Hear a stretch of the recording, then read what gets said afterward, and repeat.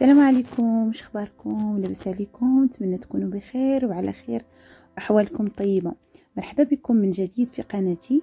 اليوم غادي نقترح عليكم واحد التحليه سريعه وسهله التحضير. اكيد الا جربتوها غادي تعجبكم بزاف، فبقوا معايا تشوفوا تفاصيل الفيديو من اول الفيديو حتى لاخر الفيديو. وإلا عجبكم الفيديو ما تنساوش تدعموني بلايك واشتراك وفعلوا الجرس باش يوصلكم كل جديد.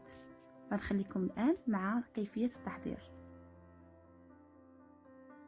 المقادير كنحتاجو كنجيبو كاسرول وكنكبو فيها نصف لتر ديال الحليب،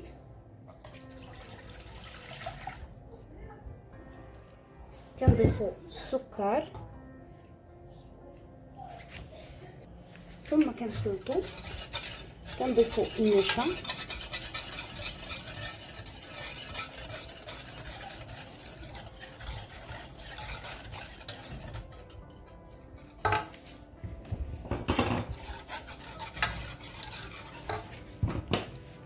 كنضيفو 3 ديال الملاعق ديال النشا، يعني 3 ملاعق كبيره. في هذه الاثناء من بعد ما كنوضعوا الخليط ديالنا على النار كنجيبوا هذا البسكوت هذا وكنحاولوا نكسروه على قطع صغيره، نديروه بالدلاك او باي حاجه، نحاولوا نفتتوه على قطع صغيره. بعد ما فتتنا البسكوت على هذا الشكل هذا فكنجيبوا كؤوس لاي شكل عندكم يمكن لكم تستعملوه. هنايا كنستعمل هاد الكؤوس هادو، فغادي نستعمل واحد شويه ديال البسكوت في كل كاس.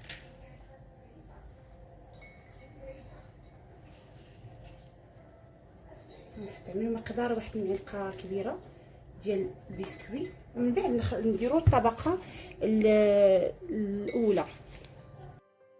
وهنا في هذه الاثناء كيف ما كتلاحظوا من بعد ما وصل للغليان نضيف الجبنه او 3 قطع من الجبنه.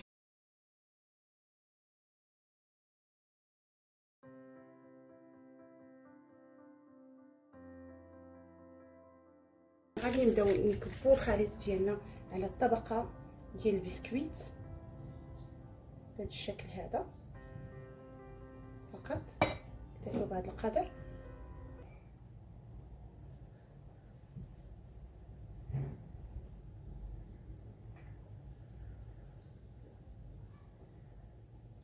صافي، ومن هنايا نخليهم في الثلاجه حتى يبردوا باش ندوزو ان شاء الله للطبقه الثانيه.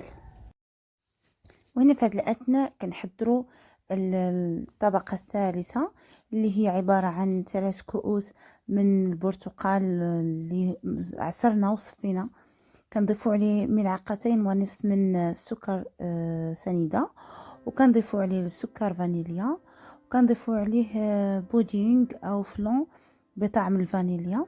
الا كان عندكم متوفر ديال البرتقال يمكن لكم تستعملوه. فكنخلطوا الخليط مزيان وكنردوه على النار حتى يغلى مزيان ونخليه يبرد على جنب. هنا من بعد ما بردت لينا الطبقه الثانيه كيف ما كتلاحظوا كنوزعوا قطع الفواكه. انا هنا استعملت الاناناس والكيوي والفراوله، فانتم تقدروا تستعملوا اي فاكهه متوفره عندكم في البيت. انا كنوزعهم بهذا الشكل هذا كل كأس على حدة.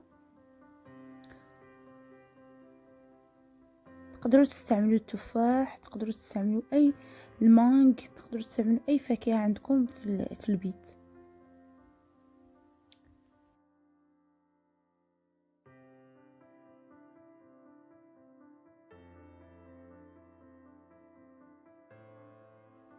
هنا كنجيبوا العصير ديال البرتقال اللي غلينا من قبل مع الفلون، فكنحاولوا ان نسكبوه فوق الكؤوس ديالنا على هذا الشكل هذا، يعني نحاولوا ما نغطيوهمش تماما، نخليو شويه د الفواكه يبانوا حتى تنغطيو. كانت هذه هي وصفه اليوم، كنتمنى ان شاء الله تنال الاعجاب ديالكم.